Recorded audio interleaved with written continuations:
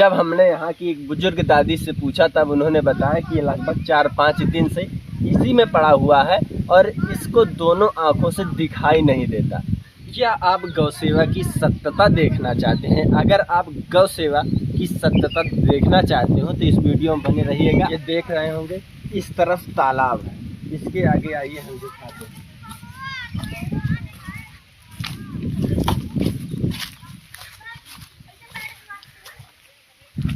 ये देखिए, ये तालाब में ये नंदी पड़ा हुआ दिखाई दे रहा है। ये देखिए, ये सामने पानी, इसके पास नंदी पड़ा हुआ है। गौ सेवा के नाम पे हमारे देश में राजनीतियाँ खूब हो रही हैं। गौ सेवा के नाम पर मलाइयाँ काटी जा रही हैं। उसके बावजूद गौ सेवा के नाम पर जहाँ इतनी राजनीति हो रही है, वहाँ ये देखिए गाय या नंदियों की क्या स्थिति है। जब हमने यहाँ की एक बुजुर्ग दादी से पूछा तब उन्होंने बताया कि ये लगभग 4-5 दिन से इसी में पड़ा हुआ है और इसको दोनों आंखों से दिखाई नहीं देता। इसकी आंखें उस पर चोट पहुंचाई गई हैं, जिसकी वजह से यह दोनों आंखों से देख नहीं सकता।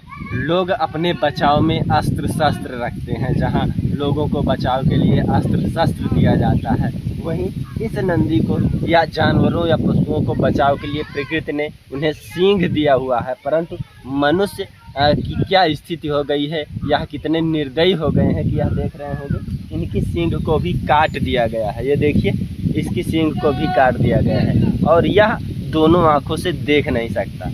जब यह प्यासा होता है तो भटकता है किसी तरीके से, शायद कहीं कोई तालाब मिल जाए, किसी तालाब में शायद पहुंच भी जाता है तो यह जल्दी उसमें से निकल नहीं पाता, इसे निकालना पड़ता है। कुछ ग्रामीण क्षेत्र के कुछ लोग दयालु होते हैं जो इसे निकाल भी देते हैं। हम इसे चलेंगे, अभी बाहर निकालेंगे, परंतु यह देखकर आपको सत्यता पता चल ही गई होगी कि इस समय गौसेवा के नाम पर मलाई काटने वाले किस प्रकार से गौसेवा कर रहे हैं। ये देखिए किस प्रकार से गौसेवा के नाम पर राजनीति होने के बावजूद न जाने कितने धन खर्च किए जा रहे होंगे गौसेवा के नाम पर, लेकिन फिर भी आज गाय या नंदियों की यही स्थिति है। इस बेचारे की क्या स्थिति है। यह लगभग 4-5 दिन से इसी में पड़ा हुआ, दोनों आंखें इसकी, दोनों आंखों से यह देख नहीं सकता। अच्छा चाचा, ये दोनों आंखों से देख नहीं सकता ना?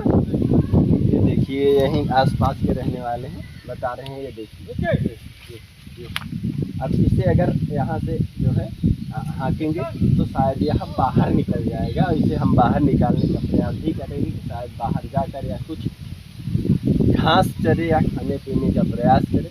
कई दिनों से इसी तालाब में पड़ा हुआ है, दोनों आंखों से देख नहीं सकता। तो जिस प्रकार से अंधे लोग छड़ी की मदद से आगे बढ़ते हैं, उसी प्रकार से यह पैर की मदद से आगे बढ़ता है। कि गड्ढा है या ऐसा कुछ है तो नहीं।